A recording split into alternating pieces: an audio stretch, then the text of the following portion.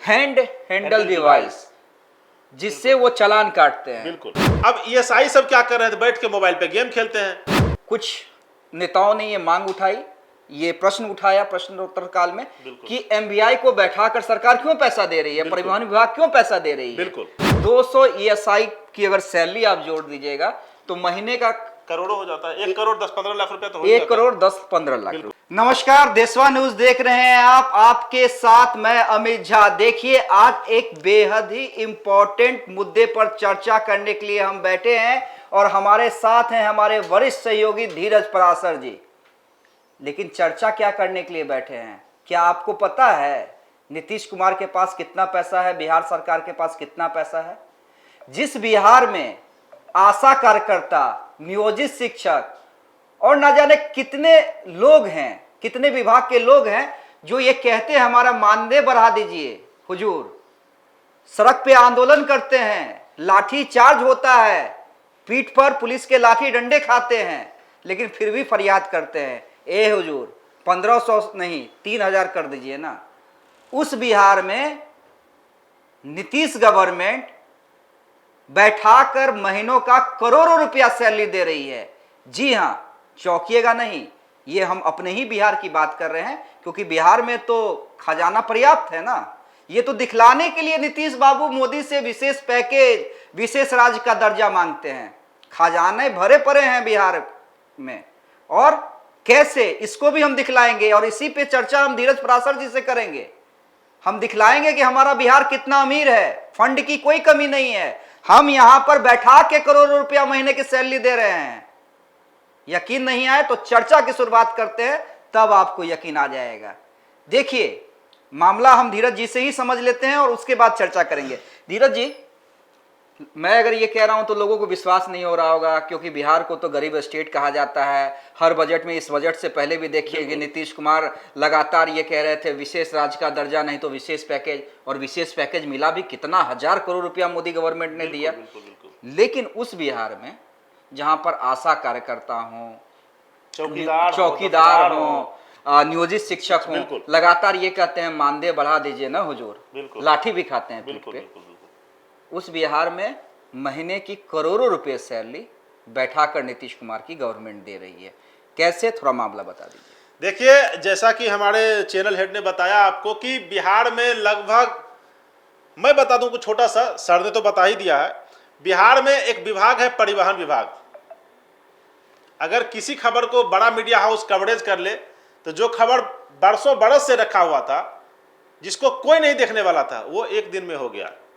लेकिन उसी परिवहन विभाग में लगभग 600 ऐसे एम्प्लॉई हैं, 600 ऐसे बीएमएस के सिपाही और इन्फोर्समेंट इंस्पेक्टर हैं, जो लगभग 1 से 1.5 साल से अपना ट्रेनिंग पूरा करके बैठे हुए हैं। हालांकि बीएमएस ने तो ट्रेनिंग पूरा नहीं किया, क्योंकि उनको भेजा ही कहीं नहीं गया। थोड़ा आसान शब्दों में धीरज जी पहले हमें समझा देते हैं, उसके बाद चर्चा करेंगे, क्योंकि जो हमारे दर्शक हैं वो हमसे उम्मीद रखते हैं, आपसे और हमसे, कि आसान शब्दों में हम उन्हें समझा दें। तो देखिए, हम आसान शब्दों में समझा देते हैं। परिवहन विभाग, भाई मालदार विभाग है परिवहन विभाग। 2023 में 74 एमवीआई और 200 ईएसआई की बहाली की गई थी। बिल्कुल। और ईएसआई की ट्रेनिंग में करोड़ों खर्चे हुए थे। बिल्कुल, क्योंकि भाई ट्रेनिंग दे रही है, अच्छी बात है, और ट्रेनिंग देनी भी चाहिए। देश के भिन्न भिन्न जगहों पे उनको भेजा भी गया था ट्रेन होने के लिए। जी, करोड़ों रुपए खर्च किए विभाग ने, अच्छी बात है। और 74 एमवीआई और 200 ईएसआई। ईएसआई को हम आसान शब्दों में समझा देते हैं, जिससे परिवहन का दरोगा समझ लीजिए, सब इंस्पेक्टर, आप परिवहन विभाग का सब इंस्पेक्टर कह लीजिए। ठीक है। अब हुआ क्या, ट्रेनिंग तो दी गई, करोड़ों खर्च हुए, ट्रेनिंग समाप्त भी हो गया, लेकिन अब इन लोगों के पास कोई काम नहीं, ना एमवीआई बाबू के पास कोई काम, ना परिवहन के दरोगा के पास कोई काम।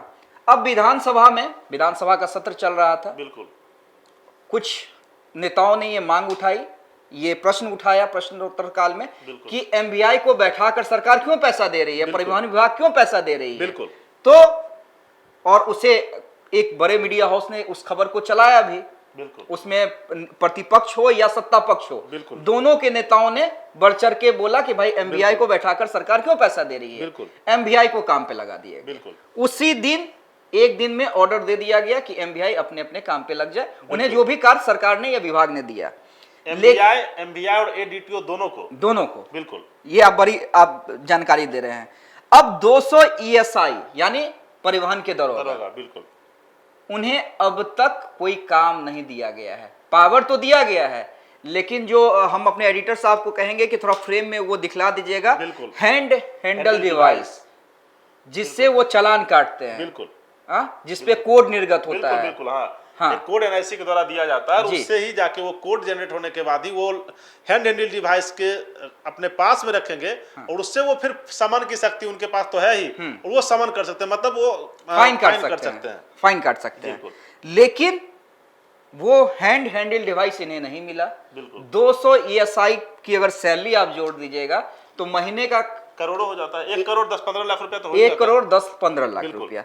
अब जरा मुझे ये समझाइए धीरज बाबू, आप तो जाते रहते हैं परिवहन के अधिकारियों के पास, परिवहन की खबरें आपके माध्यम से, हमारे देशवा ट्रांसपोर्ट के माध्यम से तमाम लोग देखते हैं। बिल्कुल, आप परिवहन विभाग के कई भ्रष्टाचार को भी आप उजागर करते हैं और उनके अच्छे कार्य भी दिखलाते हैं। बिल्कुल, दोनों चीज आप दिखलाते हैं। जरा मुझे ये समझाइए, 1 करोड़ 10-15 लाख बिल्कुल बिहार सरकार फ्री में, क्योंकि इन लोगों के पास कोई काम नहीं है, बिल्कुल बैठा के इन 200 ईएसआई को पैसा दे रही है। बिल्कुल, वो पैसा आ कहां से रहा है, उस पैसे का यूज बिहार सरकार कैसे कर सकती थी, बिल्कुल, हैंड हैंडल डिवाइस क्यों नहीं दिया गया, और हैंड हैंडल डिवाइस जबकि परिवहन विभाग में धूल फाक रहा है। बिल्कुल।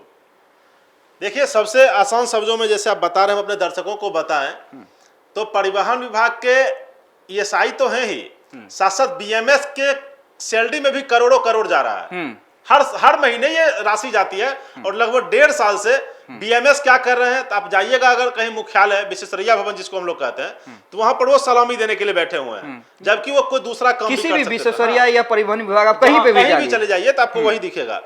अब ईएसआई सब क्या कर रहे हैं, बैठ के मोबाइल पे गेम खेलते हैं। जिस परिवहन विभाग में लगभग 2000 करोड़ का राजस्व उनको चाहिए, वो परिवहन विभाग जो खुद अपना रोना रो रहा है, जो अपने पुराने ईएसआई को पैसा नहीं दे पा रहा है कि उनके गाड़ी का रेंट कहां से आ रहा है, उनका पैसा कहां जाएगा, उसका डीजल कहां जाएगा, वो नहीं दे पा रहे हैं। उस परिवहन विभाग की स्थिति यह है कि वो अपने 200 ईएसआई को बिठा के लगभग 1 करोड़ 10 लाख रुपया महीना सैलरी उनको पे कर रही है। अच्छा, जिस बीएमएस की बात कर रहे हैं उसे भी थोड़ा आसान शब्दों में एक लाइन में बता दूं।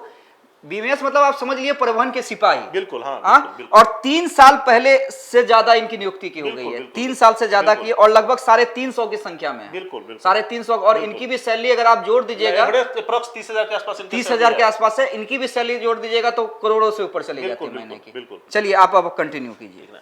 उस परिवहन विभाग के मुख्यालय में जहां तक हमारे सूत्र बताते हैं कि सैकड़ों संख्या में हैंड हैंडल डिवाइस धूल फेंक रहा है, लेकिन जिस समय इस ईएसआई मतलब परिवहन के दरोगा को ये अधिकार दिया गया, इनके पास पावर है, ये समन कर सकते हैं, लेकिन वो हैंड हैंडल डिवाइस अगर इनको दे दिया जाता तो शायद कम से कम कुछ करे ना करे, बिहार का कुछ आर्थिक बोझ तो हल कर ही देते, और उससे बेहतर क्या होता कि लोगों का जान बचता। सैकड़ों क्या बात कर रहे हैं, आर्थिक बोझ हल्का? बिहार के पास पैसे की कमी है। अगर पैसे की कमी रहती तो ये 350 बीएमएस यानी सिपाही, बिल्कुल, और 200 परिवहन के दरोगा, लगभग 550 लोगों को फ्री में, और आप परिवहन के दरोगा की तो बहाली 2023 में हुई है। अरे जो सिपाही हैं जिन्हें बीएमएस कहा जाता है, बिल्कुल, हाँ, वो तो 3 साल से सीधे आसान शब्द में परिवहन का सिपाही का ही है ना, सीधा आसान शब्द में बीएमएस बोलने की जरूरत ही नहीं है। 3 साल से वो बैठ के तनख्वाह ले रहे हैं ना सर। ठीक है, बस वो जी हुजूरी कर रहे हैं, सलामी मार रहे हैं, साहब आ रहे हैं, साहब जा रहे हैं, सलामी कौन मारेगा? कोई वर्दी वाला सलामी मारने तो वही कह रहे हैं, बिहार के पास राजस्व, पैसा तो बिहार के पास है भाई, वो भी परिवहन विभाग तो समझते ही है। क्या सर, समझ रहे हैं ना, आप ही से कह रहे हैं। लेकिन चलिए, ये तो थोड़ा कटाक्ष हो गया, लेकिन ये जो धीरज जी चर्चा कर रहे थे, कितना राजस्व कमा सकती है बिहार सरकार जिन्हें बैठा के मुफ्त में सैलरी दे रही है, अगर इनके पास हैंड हैंडल डिवाइस रहता तो आप समझिए कि राजस्व में कितनी बढ़ोतरी होती सर, कुछ और कितना सरकार उस राजस्व से काम कर सकती थी। कुछ हो ना हो, कम से कम ये 1 करोड़ 10 लाख का जो बोझ हर महीने परिवहन विभाग पे और बिहार के वित्त मंत्रालय पे जा रहा है, वो तो ये लोग अपने निकाल ही सकते थे। अब उसको जोड़ लीजिए, लगभग 18 करोड़ रुपया होगा। 18 करोड़ में तो किसी एक सड़क का निर्माण करवा सकते हैं, 80-85 किलोमीटर की सड़क का। कहीं पे अब जो बिहार में बाढ़ आ रही है, उस बाढ़ से जनता का बचाव कर सकते, कोई बांध बना सकते थे, तो बहुत सारा विकास का काम ऐसा हो सकता था। कुछ भी एक छोटा सा हॉस्पिटल बन सकता था। आप जिसके लिए केंद्र की ओर देख रहे हैं, बिल्कुल देख रहे हैं, बार बार भिखारी की तरह तो लोग वो भीख तो मांग रहे थे आपके मुझसे। ये जो जिनको आप बैठा के सैलरी दे रहे हैं उनके पास अगर हैंड हैंडल डिवाइस रहता तो ये तो आपको राजस्व कमा के देते हैं। परिवहन विभाग है सर, ये उदार विभाग है, ये अपने ये पुलिस को दे देगी। ये पुलिस को वही ऐसा मशीन देखते होंगे आप लोग पुलिस के पास, देखते हैं कैसे बटन जबकि एक चीज और बता दे कि मोटर वाहन अधिनियम जो है उसमें पुलिस के पास ये अधिकार नहीं है कि वो गाड़ी से रिलेटेड किसी भी परिवहन से रिलेटेड चेकिंग गाड़ी की कर सके, चाहे वो बाइक हो या टू व्हीलर हो या फोर व्हीलर हो या किसी भी तरह की गाड़ी हो, 4 चक्का 6 चक्का। मोटर अधिनियम कहता ही है कि पुलिस के पास ऐसा कोई अधिकार ही नहीं है, ये लोग जबरदस्ती जो दे दिए हों, लेकिन पुलिस के पास ऐसा कोई अधिकार नहीं है कि वो आपकी गाड़ी को चेक कर सकते पेपर संबंधित। हाँ, वो ये चेक कर सकते हैं कि भाई गाड़ी में क्या है, तस्करी हो रहा है, कानून व्यवस्था बिगड़ सकती है, ये सब चेक करना, हथियार चेकिंग कर सकते हैं, शराब चेकिंग कर सकते हैं, लेकिन ये लाइसेंस, ये फिटनेस, ये फलाना चलाना ठिकाना, ये पुलिस कहीं से चेक नहीं कर सकती थी। लेकिन भाई परिवहन विभाग है बिहार का, कौन बोलेगा? बोले। अब देखिए टेक्निकल बात ये है ना सर कि इन लोगों को देखिए बैठे हुए तो नए वाले एडीटीओ भी, नए वाले एमबीआई भी बैठे हुए थे, लगभग 1 साल 1.5 साल से थे। तब जो पुराने वाले एमबीआई थे, जैसे ही उनको एडीटीओ बनाया गया, लोग ये सोचते होंगे कि बड़ी मीडिया हाउस में खबर चल गया या कुछ नेता बोले, ये सब नहीं होता है। देखिए परिवहन विभाग में चलती उसी की है जिसका सेटिंग है। ये मैं नहीं कह रहा हूँ, ये हमारे अंदर के सूत्र कहते हैं, और गुफ्तगू तो लोग सुनते करते तो हमारे कान तक भी आ ही जाता है। तो अब नए वाले एडीटीओ साहब जो बने थे, मतलब हैं तो ये पुराने एमबीआई लेकिन नए एडीटीओ, इनको काम चाहिए था, तो काम कौन देता? तो इनको दिया गया था हालांकि झुंझुना ही, लेकिन काम इनको मिला। काम क्या मिला? अब इसी बहाने देखिए काम नए वाले एडीटीओ के बहाने पुराने वाले को भी काम मिल गया, एमबीआई को भी काम मिल गया, नवयुक्त एमबीआई जो थे पुराने वाले, नए वाले उनको। लेकिन इस सब बीच में कोई ये पीठ थपथपा रहे हो कि हमारी खबर चल गई या बड़ा मीडिया हाउस। हाँ होता है, कभी कभी होता है, लेकिन भाई विभाग है, परिवहन विभाग होता वही है जो समझते ही है। मतलब अरे सीधे सीधे कहिए ना, आप क्या कहना चाह रहे हैं कि चढ़ावा चढ़ाया गया? हाँ, वो चढ़ता ही है बिना प्रसाद के। तो ऊपर एक कदम आप मतलब कुछ सुनाई नहीं, न आज तक न्यूज चला इस बार ट्रांसपोर्ट पे, न कुछ सुनाई दिया, न कुछ दिखाई दिया। अगर ऐसा होता तो बड़े मीडिया हाउस में चलवाया गया, वो चला नहीं, वो चलवाया गया, मात्र 2 मिनट का क्लिप है, ठीक ना, वो उतना देर में चला, नेता लोग बोले जिसके जिससे जान पहचान, क्योंकि भाई परिवहन विभाग में एक से एक आदमी का जान पहचान है, बड़े बड़े विधायकों और नेताओं से। उन्होंने विधानसभा में सवाल उठाया और देखिए 24 घंटे 48 घंटे के अंदर सारा पावर निकल गया।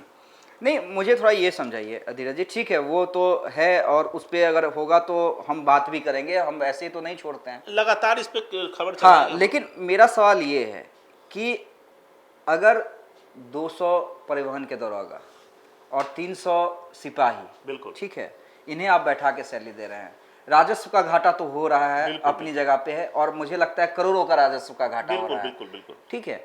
लेकिन इसके अलावा अगर थोड़ा हम सामाजिक दृष्टि से भी देखें, बिहार में शायद ही ऐसी कोई जगह है जहां पे रोड एक्सीडेंट की घटना बिल्कुल हर दिन होते रहता है। हम लोग सैकड़ों घटनाएं, रोड सेफ्टी के कई कार्यक्रम सरकार चलाती है, उस पे आप देखते होंगे, करोड़ों रुपए खर्च करती है, उस पे भी सेमिनार करती है, ऑनलाइन क्लास होता है, ट्रेनिंग होता है, उस पे भी करोड़ों रुपए। 1 महीना सरकार ढिंढोरा पीटती है केंद्र से लेकर राज्य तक कि हम बना रहे हैं सड़क सुरक्षा। हाँ, रोड सेफ्टी कार्यक्रम चलाया जाता है, कई अधिकारी और बाहर से भी लोग बुलाए जाते हैं, व्याख्यान देने के लिए ट्रेनिंग दी जाती है, समझाया जाता है, उस पर भी करोड़ रुपए आपने कहा खर्चा होता है, ठीक है।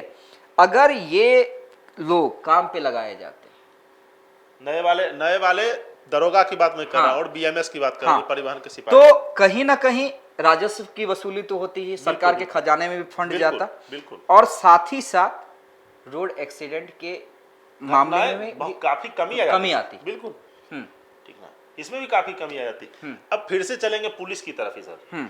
जिस परिवहन विभाग को अपने नए मतलब सिपाही हो गए या ईएसआई हो गए, उनको देने के लिए हैंड हैंडल डिवाइस नहीं है, ये इतनी उदार विभाग है कि पुलिस को बुला के ना ये हैंड हैंडल डिवाइस बांटती है और कहती है कि ले जाओ भैया हमारे यहाँ से। जिस पुलिस पे परिवहन विभाग का कोई कंट्रोल नहीं है, और ये अपने विभाग के और ये राजस्व भी नहीं दे सकते, राजस्व भी नहीं दे सकते हैं, राजस्व भी नहीं। और सबसे बड़ा बात है परिवहन विभाग के कोई बड़े अधिकारी हो या मंत्री महोदया हो, वो पूछ नहीं सकते हैं ना कि भाई पुलिस का जो टारगेट था वो पूरा किया कि नहीं किया।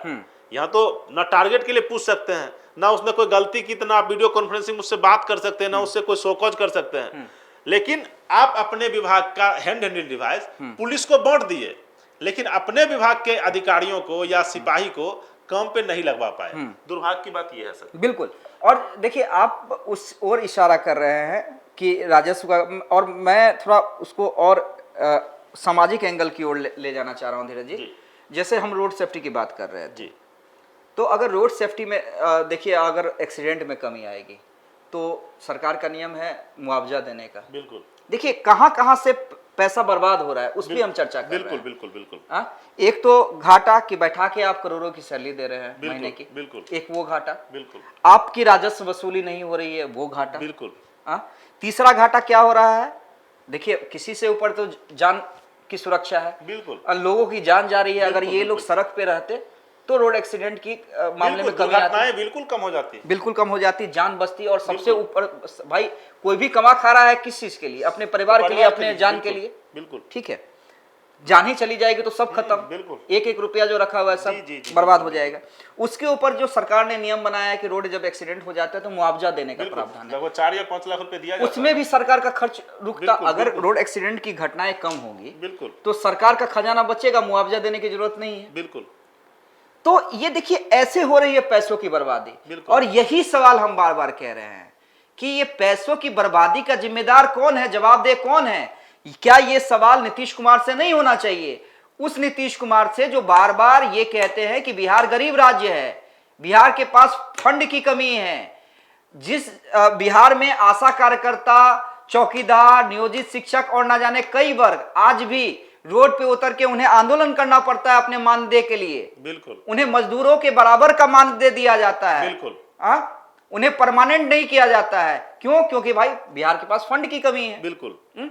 लेकिन उसी बिहार में जब इस तरह से पैसों की बर्बादी होती है तो सवाल उठेगा नीतीश कुमार से ही, सवाल उठेगा परिवहन मंत्री से। क्योंकि भाई आप उस विभाग की मंत्री हैं, आप क्या कर रहे हैं? क्या आपको नहीं पता है? जब हमें और धीरज पराशर को इतना डिटेल्ड पता है तो आपको क्यों नहीं पता है मंत्री महोदय? सवाल यहां पे है, सवाल उन अधिकारियों से है जो इसको डिप्यूट करते हैं, जो जिनके कंधों पर इसकी जवाबदेही है। बिल्कुल। क्या जिन्होंने माल दे दिया, मैं सीधे ये लाइन कह रहा हूं, क्या जिन्होंने माल दिया, जिन्होंने चढ़ावा चढ़ाया उनको ही काम पे लगाया जाएगा, और जो सक्षम नहीं है चढ़ावा चढ़ाने में उन्हें काम आप नहीं दीजिएगा?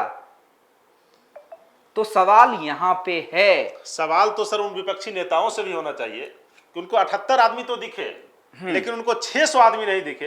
ये भी एक बड़ा सवाल। विपक्षी नेता सत्ता पक्ष से भी होना चाहिए। सत्ता पक्ष से तो है ही, विपक्ष के नेता जो बिल्कुल सभा में खड़े होकर बोलते हैं अगर उनके लिए तो सवाल तो उनसे भी होना चाहिए। शायद उनके कान में किसी ने परिवहन दरोगा के बारे में बताया नहीं हो। जाएंगे ना, आप जाइएगा, हम जाएंगे विपक्षी नेताओं के पास जाएंगे, सत्ता पक्ष के पास जाएंगे, पूछेंगे कि ऐसा क्यों है। सवाल पूछेंगे और ये मंत्री महोदय से भी सवाल पूछेंगे। बिल्कुल। कि आखिर अगर आप करोड़ों रुपया बैठा के सैलरी दे रही है, राजस्व का इतना नुकसान हो रहा है, बिल्कुल, तो क्यों ना आपसे ये सवाल, कठिन सवाल किया जाए और इसका आपके पास क्या उत्तर है, आपके अधिकारियों के पास क्या उत्तर है, ये बताना होगा। बिल्कुल, उनका काम है, इसी काम के लिए है वो। मंत्री हैं तो उनको बताना तो पड़ेगा ही ना कि आखिर आपने इतना 1-1.5 साल से अपने अधिकारियों को बैठा के रखा है, 3 साल से परिवहन सिपाही को बैठा के रखा है, तो भैया सबसे बड़ी पुराने वालों को फैसिलिटी के नाम पे क्या देते हैं? पुराने फैसिलिटी के नाम पे कुछ नहीं देते हैं उनको। ना गाड़ी है, ना घोड़ा है, ना डीजल है, कुछ नहीं है ना। अरे पुराने वाले ईएसआई की ये स्थिति है ना, हम तो जाते हैं ऑफिस, माफ कीजिएगा, लेकिन जो भी परिवहन के पुराने वाले दरोगा देख रहे हो, नए वाले का तो जब नया वाला का दुर्गति है तो पुराने वाला का तो सोच ही सकते हैं। उनको बैठने के लिए किसी भी ड्यूटी ऑफिस में हमको लगता है उनका एक चैम्बर बना हुआ है, क्योंकि अब तो 5-5 ईएसआई, 6-6 ईएसआई हो गए हैं। तब उनके बैठने के लिए है, एडीटीओ साहब के लिए है, डीटीओ के लिए है, इन सब के लिए है। लेकिन पुराने वाले ईएसआई के लिए न उनके गाड़ी का डीजल भरवाना है, कहां से भाई पैसा आएगा, लगता है कि बरसों बरस से उनको पैसा नहीं मिला होगा, ठीक ना, उसके लिए पैसा नहीं है, लेकिन बैठा के सैलरी देने के लिए उनको पैसा है। पुराने वाले जो मोबाइल वाले सब हैं, उनके गाड़ी में डीजल देने के लिए कहां से गाड़ी चढ़ते ये पूछने के लिए परिवहन, आप पूछे ना एक बार उनसे, नए बार पुराने वाले से, कि भैया तुम गाड़ी जो चल रहे हो कहां से पैसा तुम्हारे पास आ रहा है। वो लोग तो अब कैसे काम कर रहे हैं पता नहीं, ठीक ना, और इन लोगों को करोड़ों बैठा के खिला रही है सरकार, खाइए। तो ये गंभीर सवाल है और ये गंभीर सवाल हम यूं ही नहीं छोड़ेंगे। आज हमने इस मामले को उजागर किया है, इस मामले को अपने दर्शकों के सामने रखा है और ये सवाल हम करते रहेंगे, तब तक करते रहेंगे जब तक बिहार के पैसों की, राजस्व की बर्बादी होगी, जब तक बिहार के खजाने को यूं ही लुटाया जाएगा। और इसमें तमाम लोग दोषी हैं, मैं बार बार कह रहा हूं। इसमें बिहार के मुख्यमंत्री से भी कड़े सवाल होने चाहिए कि अगर उन्हें ये जानकारी नहीं है तो क्यों नहीं है कि उनके परिवहन विभाग में ये क्या हो रहा है, किस तरह का खेल चल रहा है, बिल्कुल। किस तरह से उनके छवि को दागदार किया जा रहा है। ये सवाल मंत्री महोदया से भी होना चाहिए कि आखिर बिना सेटिंग के इतना बड़ा खेल नहीं हो सकता है। तो इसका जवाब देना होगा और हम लगातार ये सवाल करते रहेंगे, स्टूडियो से भी करेंगे और ग्राउंड से भी करेंगे, माइक लगाकर भी ये सवाल पूछेंगे।